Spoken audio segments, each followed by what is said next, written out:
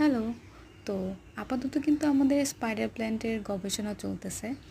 তো আমি আমার যে স্পাইডার প্ল্যান্টগুলো আছে এগুলো সব দেখতেছিলাম যে এটার কী অবস্থা। তো ওইখান থেকে পাই হচ্ছে এই ছোট্ট শিকড়টা।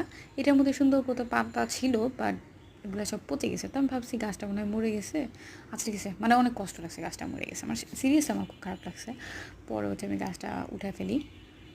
বাট যখন উঠাই তখন দেখি যে রুটগুলো আছে এবং ওই যে একটা সবুজ পাতার মতো একটা নতুন উঠার চেষ্টা করতেছে। তো তখন মনে হলো আরে এটা তো ফালানো ঠিক হবে না, একটা কাজ করি এটাকে পটের মধ্যে দিয়ে দিই।